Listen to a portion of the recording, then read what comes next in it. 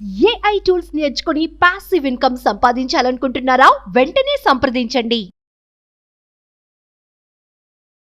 Hello Shravan గారు. Hello Nagaraj గారు. జీవితంలో ఒక మనిషి ఎదగాలి అని అంటే బర్నింగ్ డిజైర్ కానివ్వండి, హానెస్టీతో కూడుకున్నటువంటి గ్రోత్ కానివ్వండి చూడాలి అని అంటే ఒక మనిషిలో ఉండాల్సినటువంటి క్వాలిటీస్ ఏంటి అంటే తను ఒక శిల్పిలాగా మార్చుకొని సెల్ఫ్ మేడ్ మనిషిగా మారాలి అని అంటే ఎటువంటి క్వాలిటీస్ని డెఫినెట్గా బిల్డ్ చేసుకోవాల్సినటువంటి అవసరం ఉంటుందంటారు? నాగరాజ్ గారు, లైఫ్లో మనం అనుకున్న లక్ష్యాలు సాధించాలి అంటే కృషి, పట్టుదల, మన మీద మనకి నమ్మకం చాలా అవసరం.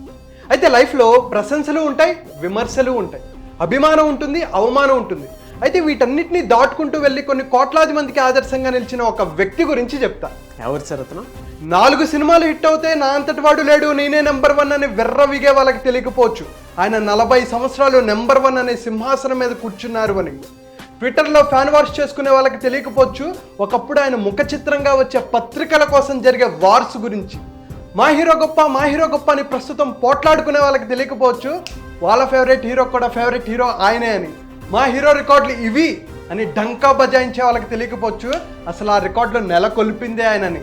రోజంతా కష్టపడి రిక్షా తొక్కి అలసిపోయే రిక్షావాడి దగ్గర నుంచి రాష్ట్రాన్ని నడిపించే ముఖ్యమంత్రి వరకు, అక్షరం ముక్క చదువుకొని రోజు కూలీ నుంచి ఐఏఎస్ అధికారి వరకు, అప్పుడే సినిమాలు చూడటం మొదలెట్టిన 6 ఏళ్ల పిల్లాడి నుంచి 80 ఏళ్ల ముసలాడి వరకు ఎంతో మంది అభిమానం సొంతం చేసుకున్న వ్యక్తి ఆయన. అంతెందుకండి, ఆయనతో సినిమా చేస్తే నా లైఫ్ సెట్ అయిపోతుంది అని ఆలోచించే డైరెక్టర్లు ఎంతమంది, తనతో సినిమా నిర్మిస్తే నేను కూడా చరిత్రలోకి ఎక్కేస్తానని వెంపర్లాడే ప్రొడ్యూసర్లు ఎంతమంది, తన పక్కన నటిస్తే చాలు నేను కూడా అగ్ర హీరోయిన్ల స్థాయిలోకి వెళ్ళిపోతానని తహతహలాడే హీరోయిన్లు ఎంతమంది, ఆయన సినిమాకి డిస్ట్రిబ్యూషన్ చేస్తే దిమ్మ తిరిగిపోయే లాభాలను పొందొచ్చని ఆశపడే డిస్ట్రిబ్యూటర్లు ఎంతమంది. ఎందుకంటే ఆయన సినిమా ఆడుతున్న థియేటర్లో సైకిల్ పార్కింగ్ డబ్బులు కలెక్ట్ చేసుకుని మెర్సిడెస్ బెంజ్ కొన్న వాళ్ళు ఉన్నారు, సమోసాలు అమ్ముకొని స్థలాలు కొన్న వాళ్ళు ఉన్నారు, బజ్జీలు అమ్ముకొని బంగ్లాలు కట్టుకున్న వాళ్ళు ఉన్నారు, టీలు అమ్ముకొని హోటల్స్ పెట్టుకున్న వాళ్ళు ఉన్నారు. ఇంకా చెప్పాలి అంటే ఆయన సినిమాకి బ్లాక్లో టికెట్లు అమ్ముకొని పిల్లల్ని చదివించి పెళ్లిళ్ళు చేసిన వాళ్ళు ఇంకెంతో మంది ఉన్నారు. ఎందుకంటే ఆయన తెలుగు సినిమా రూపురేఖలనే మార్చేశారు. కొత్త తరం ఫైట్ మాస్టర్స్కి ఆయన ఎనర్జీకి తగ్గట్టు ఫైట్లు కంపోజ్ చేయడం ఒక ఛాలెంజ్, కొరియోగ్రఫర్స్కి ఆయన స్టైల్కి తగ్గట్టు ఆయన గ్రేస్కి తగ్గట్టు డ్యాన్సులు కంపోజ్ చేయడం ఒక ఛాలెంజ్, మ్యూజిక్ డైరెక్టర్కి ఆయన డ్యాన్సులకి తగ్గట్టు మ్యూజిక్ కంపోజ్ చేయడం ఒక ఛాలెంజ్. తనతో పాటు 24 క్రాఫ్ట్స్ని పరిగెత్తించేలా చేసిన సినీ యోధ కంప్యూటర్ గ్రాఫిక్స్లు, రోప్ వర్క్లు, మోకాలకి నీ క్యాప్లు లేనప్పుడే ప్రజలను ఉర్రూతలుగించి తెలుగు సిల్వర్ స్క్రీన్ దుమ్ము దులిపి రఫ్ఫాడించి బాక్సులు బద్దలు కొట్టిన వ్యక్తి, తనని తానే చెక్కుకున్న అద్భుత, అపూర్వ, అసామాన్య, అద్వితీయ శిల్పం.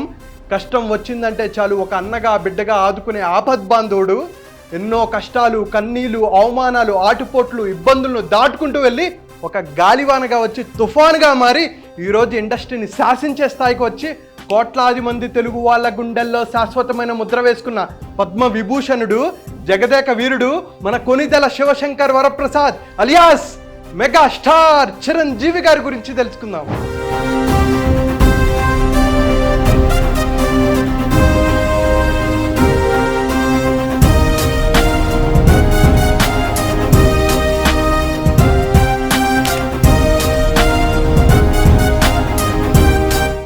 చిరంజీవి గారి గురించి మాట్లాడుకోవాలంటే మనకు ఒక రోజు సరిపోదండి.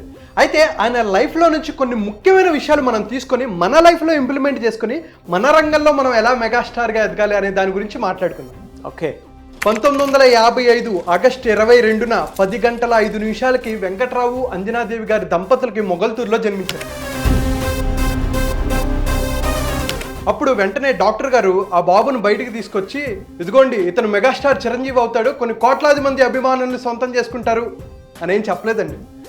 ఎందుకంటే ఆయన చాలా కష్టపడ్డారు. తాతగారు శివభక్తుడు కావడంతో శివశంకర్ వరప్రసాద్ అని పేరు పెట్టారు. అయితే నాన్నగారు పోలీస్ అధికారి, కానీ ఆయనకు కూడా ఒక సినిమాలు అంటే బాగా ఇంట్రెస్ట్. 2-3 సినిమాల్లో కూడా యాక్ట్ చేశారు. అయితే చిన్నప్పుడు చిరంజీవి గారి ఇంటికి ఎవరైతే వస్తారో, శివశంకర్ వరప్రసాద్ ఎవరైతే ఇంటికి వస్తారో వాళ్ళందరినీ ఇమిటేట్ చేసేవాళ్ళు. అయితే 10th క్లాస్లో ఉన్నప్పుడు ఒకసారి ఏం జరిగిందంటే, ఒక ఫ్రెండ్ నాటకం వేస్తుంటే అరే ఇలా చేయి అని చెప్పేసి సజెషన్స్ ఇస్తున్నారనమాట. ఇస్తుంటే అంటారు కదా, నువ్వు వచ్చి చేయరా అంటారు కదా, ఆ వ్యక్తి కూడా నువ్వు వచ్చి చేయి నీకు తెలుస్తుంది అంటే, అప్పుడు చిరంజీవి గారి స్టేజ్ మీదకి వెళ్ళి అద్భుతంగా పర్ఫామ్ చేసి ఫస్ట్ ప్రైజ్ సాధించారు. అయితే దాని తర్వాత ఆయన ఎక్కడికి వెళ్ళినా సరే అందరూ ఆయన్ని ఐడెంటిఫై చేయడం మొదలుపెట్టారు. అరే ఈ అబ్బాయి చాలా బాగా యాక్ట్ చేస్తాడురా, బాగా నటిస్తాడు, మొన్నటిసారి ఫస్ట్ ప్రైజ్ వచ్చింది అని చెప్పి అందరూ ఐడెంటిఫై చేయడం మొదలుపెట్టారు. ఇంకా అప్పటి నుంచి ఆయనకు పట్టుకుంది నేను ఎలాగైనా సరే యాక్టర్ అవ్వాలని. అయితే తండ్రికేమో ఈయన్ని ఎస్ఐ చేయాలని, తల్లికేమో ఈయన్ని డాక్టర్ చేయాలని, ఈయనకి మాత్రం యాక్టర్ అవ్వాలని ఉండేది. ఏం చేసేవాళ్ళు, బీకామ్లో ఉన్నప్పుడు నాన్నగారికి తెలియకుండా పూణే ఫిల్మ్ ఇన్స్టిట్యూట్కి అప్లై చేస్తారనమాట. అయితే వాళ్ళు కూడా మీరు ఇంటర్వ్యూకి రండి అని చెప్పేసి లెటర్ పంపిస్తారు. ఆ లెటర్ నాన్నగారు చూస్తారు, వెంకటరావు గారు చూస్తారు. చూసి అరే నువ్వేనా మంచిగా చదువుకొని మంచి ఉద్యోగం చేస్తావు అనుకుంటే నువ్వేంట్రా ఈ యాక్టింగ్లు పట్టుకున్నావు అని చెప్పి మందలిస్తారు. అయినా సరే కొంచెం ఉంటుంది కదండి, ఆయనకి గట్టిగా పట్టుకుంది. అయితే తర్వాత ఉన్నత చదువులకని మద్రాసు వెళ్తారంటారు. సో 1977లో ఫస్ట్ టైం ఆయన మద్రాసు వెళ్తారు. 25 రూపాయలు రూమ్ రెంట్లో ఉండేవాళ్ళు. 12.5 రూపాయలు చిరంజీవి గారు, ఇంకొక 12.5 రూపాయలు వేరే వ్యక్తి వెంకటరావు గారు 100 రూపాయలు పంపించేవాళ్ళు. 100 రూపాయలతో పొద్దున పూట కాలేజ్కి వెళ్ళేవాళ్ళు, సాయంత్రం పూట యాక్టింగ్, డ్యాన్సు, డైలాగ్ డెలివరీ ఎలా చేయాలని చెప్పి దాని మీద స్పెండ్ చేసేవాళ్ళు. అంతా అయిపోతుంది. అదే సమయంలో దక్షిణ భారత సినిమా మండలి వాళ్ళు ఎవరికైతే యాక్టింగ్ మీద ఇంట్రెస్ట్ ఉందో మాకు అప్లై చేయండి అని చెప్పి అడ్వర్టైజ్ చేస్తారు. దాంట్లో డైలాగ్స్ కూడా పంపిస్తారు. అయితే డైలాగ్స్ అంతా బాగా ప్రిపేర్ అవుతారు, వెళ్తారు. ఆ ప్యానల్ ఎవరంటే దిగ్గజాలు, అంటే విశ్వనాథ్ గారు, దాసరి నారాయణరావు గారు, అటువంటి దిగ్గజాలు అనమాట. అయితే పొద్దున్నుంచి ఆడిషన్స్ జరుగుతుంటాయి, అందరూ అవే డైలాగులు చెప్తున్నారు. వీళ్ళందరికీ విసుగొచ్చేసింది. లాస్ట్లో చిరంజీవి గారు వచ్చారు. వచ్చి బాబు నువ్వేమైనా కొత్తగా చేసి పెడతావా అంటే, సార్ నాకు డ్యాన్స్ వచ్చి సార్ అంటే వెంటనే అక్కడ టేప్ రికార్డర్ ఆన్ చేసి అద్భుతంగా డ్యాన్స్ చేసి అందరినీ మెస్పరైజ్ చేస్తారు. అప్పుడు ఆయనకి ఫిల్మ్ ఇన్స్టిట్యూట్లో సీట్ వస్తుంది.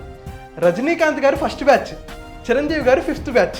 అయితే ఈ విషయం మళ్ళీ వెంకటరావు గారికి తెలిసిపోతుంది. వీడు యాక్టింగ్ చేస్తున్నాడు రా ఏంట్రా అని చెప్పి నేను చెప్తే వినరని చెప్పి ఏకాంబరేశ్వర్ గారు అని ఉంటారు, ఆయనకి చెప్తారు. ఏమంటే మీరైనా చెప్పండి మా వాడికి ఏమైనా ఎక్కుతుందేమోనని అంటే, అప్పుడు ఆయన పిలిచి బాబు నీకేం బ్యాక్గ్రౌండ్ లేదు, నువ్వెందుకు ఇంత కష్టపడుతున్నావు, మంచిగా జాబ్ చేసుకోవచ్చు కదా అని చెప్తారు. అయినా సరే చిరంజీవి గారు ఒక మాట చెప్తారండి, నాన్నగారు నాకు 1 సంవత్సరం టైం ఇవ్వండి, ఒకవేళ ఈ 1 సంవత్సరంలో కనుక నేను సక్సెస్ అవ్వలేకపోతే నేను జాబ్ చేసుకుంటా అంటారు. ఇది చాలా పవర్ఫుల్ స్టేట్మెంట్ అండి. ఎందుకంటే లైఫ్లో క్లారిటీ అనేది చాలా ఇంపార్టెంట్. మనందరికీ నన్ను అది చేయాలి, నాకు ఈ చదువులు ఇష్టం లేదు, నాకు ఈ జాబ్ ఇష్టం లేదు అని చెప్తూ ఉంటారు. కానీ నాకు ఏది ఇష్టం, దానికోసం ఎంత కష్టపడాలి, అది ఎంత కష్టం అని చెప్పి ఎంతమంది ఆలోచిస్తున్నారు. అందుకనే ఎప్పుడైతే క్లారిటీ ఉంటుందో కాన్ఫిడెన్స్ ఉంటుంది. ఎవరు నమ్మినా నమ్మకపోయినా మన మీద మనకి నమ్మకం చాలా ఇంపార్టెంట్. అందుకనే శివశంకర్ వరప్రసాద్కి ఆయన్ని నమ్మినా నమ్మకపోయినా ఆయన మీద ఆయన నమ్మకం పెట్టుకున్నారు కాబట్టి ఈరోజు సక్సెస్ అయ్యారు.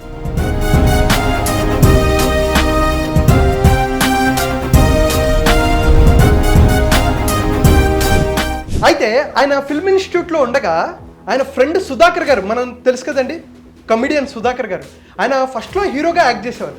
అయితే ఆయనకి 2 సినిమాల్లో ఆపర్చునిటీస్ వచ్చింది. ఒకటి తమిళ్లో పెద్ద డైరెక్టర్ అయిన భారతీ రాజా గారి సినిమాలో ఆపర్చునిటీ వచ్చింది, ఇంకోటి సైడ్ క్యారెక్టర్.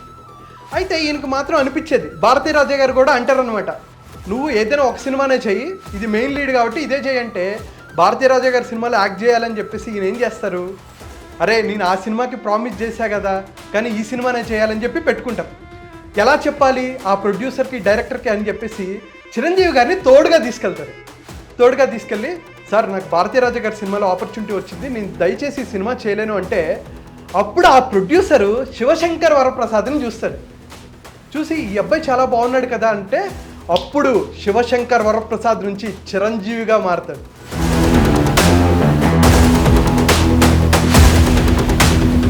ఫస్ట్ టైం 1978 ఫిబ్రవరి 11న పునాదిరాలు సినిమాకి ఫస్ట్ టైం ఆయన కెమెరాని ఫేస్ చేశారు. ఆ రోజు ఎవరూ అనుకోలేదు ఇతను ఇండస్ట్రీ పునాదుల్ని కదిపి ఆయనే ఒక పునాదిగా మారతాడని. అయితే ప్రాణం ఖరీదు సినిమా ఫస్ట్ రిలీజ్ అయింది. ఆ రోజు ఎవరు ఊహించలేదు ఆయన కోసం లక్షలాది మంది అభిమానులు ప్రాణాలు ఇచ్చేంత స్థాయికి ఆయన ఎదుగుతాడని. ఏ స్థాయిలో కష్టపడ్డారంటే అసలు 1979లో 8 సినిమాలు, 1980లో 14 సినిమాలు, 81లో 13 సినిమాలు, 82లో 13 సినిమాలు, 83లో 14 సినిమాలు తీసి అద్భుతంగా కష్టపడ్డారు. అయితే 1983లో వచ్చిన ఖైదీ సినిమా అప్పట్లోనే ₹1 కోటి కలెక్ట్ చేసి సంచలనం సృష్టించింది. ఛాలెంజ్, గుండా, విజేత, రాక్షసుడు, దొంగ మొగుడు, పసివాడు ప్రాణం, స్వయం కృషి, ఎమ్ముడికి మొగుడు, అత్తకి ఎమ్ముడు అమ్మాయికి మొగుడు, Jagadeka Veerudu Athiloka Sundari, gang leader, rowdy అల్లుడు, ఘరానా మొగుడు, హిట్లర్, మాస్టర్, బావగారు బాగున్నారా, అన్నయ్య, ఇంద్ర, ఠాగూర్, శంకర్దత్త ఎంబీబీఎస్, స్టాలిన్. అంటే ఆయన సినిమా లిస్టులో అద్భుతాల హిట్లు ఎన్నంటే మనం చెప్పలేము అస్తే. అయితే 1987లో వచ్చిన స్వయం కృషి మూవీ రష్యన్ లాంగ్వేజ్లోకి డబ్ అయ్యి మాస్కో ఫిల్మ్ ఫెస్టివల్కి అక్కడ స్క్రీన్ చేశారు. అలాగే 1987లో ఆస్కార్కి అటెండ్ అయిన first south Indian actor Chiranjeevi గారు. దాని తర్వాత 1990లో వచ్చిన జగదేక వీరుడు అతిలోక సుందరి సినిమా తుఫాను టైంలో రిలీజ్ అయ్యి సునామీ సృష్టించింది. ఆ టైంలో వరదలుండి అంతా చూడ్డానికి కూడా కష్టమైనా సరే తర్వాత ప్రజలు ఎలా ఆదరించారంటే సినిమాకి వెళ్ళి పూలు డబ్బులు వర్షంలాగా కురిపించారండి. సీనియర్ ఎన్టీఆర్ గారి తర్వాత అటువంటి మాస్ ఫాలోయింగ్ సంపాదించుకుంది ఎవరంటే చిరంజీవి గారు అంటంలో ఎటువంటి సందేహం లేదు. 1991లో వచ్చిన గ్యాంగ్ లీడర్ కనీ విని ఎరుగని హిట్ అండి. అప్పట్లోనే 6 కోట్లు కలెక్ట్ చేసి 100 డేస్ ఫంక్షన్ 4 చోట్ల చేశారు. ఏలూరు, విజయవాడ, తిరుపతి, హైదరాబాద్. అప్పట్లో ప్రైవేట్ ప్లేన్లో వీళ్ళందరినీ తీసుకెళ్లారు. దాని తర్వాత వచ్చిందండి 1992లో మానిస్టర్ హిట్ గరానా మొగుడు. అప్పట్లోనే 10 కోట్లు కలెక్ట్ చేసి ఏకంగా ఒక రీజనల్ లాంగ్వేజ్ 10 కోట్లు కలెక్ట్ చేసిందని చెప్పి ఏకంగా ఇండియా మొత్తం మన తెలుగు సినిమా వైపు చిరంజీవి గారి వైపు చూడటం మొదలుపెట్టాయి. పెద్ద పెద్ద ఆర్టికల్స్ రాయడం మొదలుపెట్టారండి, మనీ మెషిన్ అని చెప్పేసి. అసలు అందరూ షాక్లోకి వెళ్ళిపోయారు. అయితే దాని తర్వాత వచ్చిన సినిమాకి ఆపద్బాంధుడు సినిమాకి 1,25,00,000 రెమ్యూనరేషన్ తీసుకుంటే బిగ్గర్ దాన్ బచ్చన్ అని చెప్పి అందరూ షాక్ అయిపోయి పెద్ద పెద్ద ఆర్టికల్స్ రాయటం మొదలుపెట్టారు. ఎందుకంటే ఒకప్పుడు 12.5 రూపాయల రూమ్ రెంట్లో ఉన్న ఒక వ్యక్తి 15 సంవత్సరాలు తిరిగేసరికి 1,25,00,000 రెమ్యూనరేషన్ తీసుకుని భారతదేశంలోనే ఎక్కువ రెమ్యూనరేషన్ తీసుకున్న హీరోల్లో ఒకటిగా ఉండి 22 సంవత్సరాలు తిరిగేసరికి హయ్యెస్ట్ ట్యాక్స్ పేయర్లో ఒకరిగా ఉండి సమ్మాన్ అవార్డు అందుకున్నారండి చిరంజీవి గారు. అంటే ఒక్కసారి అర్థం చేసుకోండి ఆయన ఏ స్థాయిలో కష్టపడ్డారంటే, ఆయన సినిమాల్ని నమ్ముకొని డైరెక్టర్లు, ప్రొడ్యూసర్లు, డిస్ట్రిబ్యూటర్లు, ఇంకా చెప్పాలంటే థియేటర్స్ ఓనర్స్, అక్కడ సమోసాలు అమ్ముకునేవాళ్ళు, బయట బజ్జీలు అమ్ముకునేవాళ్ళు, ఇంకా చెప్పాలంటే అది కరెక్టా కాదు పక్కన పెట్టండి, బ్లాక్లో టికెట్లు అమ్ముకున్న వాడు కూడా ఆయన్ని నమ్ముకొని బెటర్ స్థాయికి వెళ్ళారు. ఎందుకంటే అలాగా ఆయన అందరిని పరుగులు ఎత్తిచ్చారు. అటువంటి వ్యక్తి కాబట్టి ఈరోజు ఆయన ఒక చరిత్రగా నిలిచారు.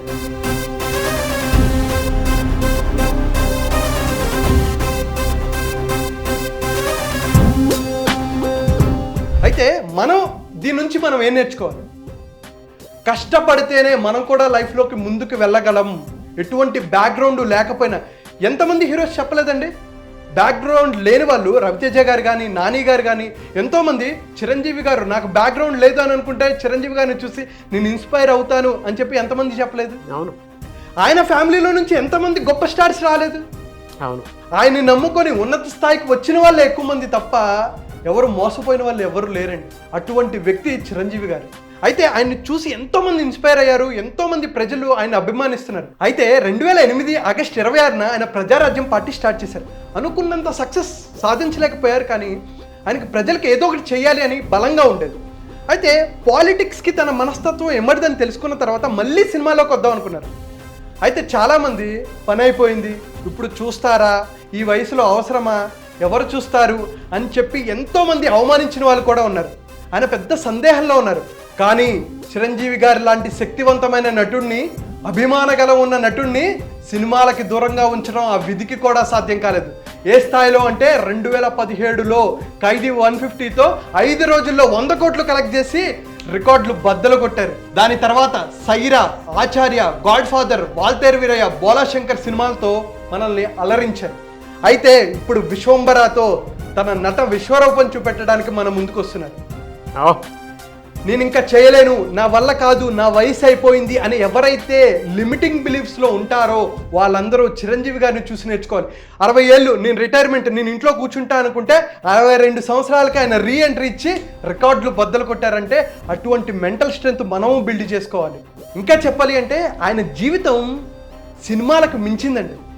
ఎందుకంటే 1998లో చిరంజీవి చారిటబుల్ ట్రస్ట్ స్టార్ట్ చేస్తే కొన్ని వేలాది మంది అభిమానులు గత 25 సంవత్సరాలుగా రక్తదానాలు, నేత్రదానాలు చేస్తే 9,30,000 యూనిట్స్ ఆఫ్ బ్లడ్ ఎంతోమంది పేదవాళ్ళకి, అలాగే కొన్ని కార్పొరేట్ హాస్పిటల్కి నామినల్ ప్రైజెస్లు ఇచ్చారు. అంటే సొసైటీకి తన వంతుగా కంట్రిబ్యూషన్ చేయాలి, రెస్పాన్సిబిలిటీ తీసుకోవాలని మనం చిరంజీవి గారి దగ్గర నుంచి నేర్చుకోవాలి. వాట్ ఏ క్వాలిటీ అని. ఆయన జీవితం ఏంటి. ఇంకా ఒక విషయం చెప్తాను, కోతల రాయుడు అనే సినిమా చేస్తున్నప్పుడు ఒక ప్రొడ్యూసర్ ఆయన డ్యాన్స్ చూసి ఇతనేంట్రా బాబు ఏ జూలో నుంచి తీసుకొచ్చారు అని అవమానించిన వాళ్ళు ఉన్నారు, ఇతను సూపర్ స్టార్ అవుతాడా అని చెప్పి హేళన చేసిన వాళ్ళు ఉన్నారు. అందుకనే ఆయన జీవితం ఒక గొప్ప పర్సనాలిటీ డెవలప్మెంట్ బుక్. ఎందుకంటే ఎన్నో కష్టాలు, కన్నీళ్ళు, అవమానాలు, ఆటుపోట్లు, ఇబ్బందులను దాటుకుంటూ వెళ్ళి ఒక గాలివానగా వచ్చి తుఫానుగా మారి ఈరోజు ఇండస్ట్రీని శాసించే స్థాయికి వచ్చారు అంటే, పద్మ విభూషణ్ అందుకునే స్థాయికి వచ్చారంటే ఆయన జర్నీ అంత ఈజీ కాదండి. ఎన్నో అవమానాలు, ఇందాక మనం మాట్లాడుకున్నట్టు ఆయన లోయెస్ట్ ఫేజ్ చూశారు, హైయెస్ట్ ఫేజ్ చూశారు. అందుకనే అండి తెలుగు సినిమా ఇంకెంత వృద్ధిలోకి వెళ్ళినా, ఇంకెంత గర్వపడే సినిమాలు తీసినా వీటన్నిటి వెనక ఆ చిరంజీవి అనే మహాశక్తి ఖచ్చితంగా ఎక్కడొక్కడ ఉంటుందండి. అందుకనే ఇంకెంత మారినా, ఇంకెంత మంది వచ్చినా ఆయన స్థాయి వేరు, ఆయన స్థానం వేరు. సార్ మీరు ఇలాగే ఇంకా ఎంతో మందిని ఇన్స్పైర్ చేయాలని మనస్ఫూర్తిగా కోరుకుంటూ, congratulations for your Padma Vibhushan and all the best for your future endeavours. Hats off అండి.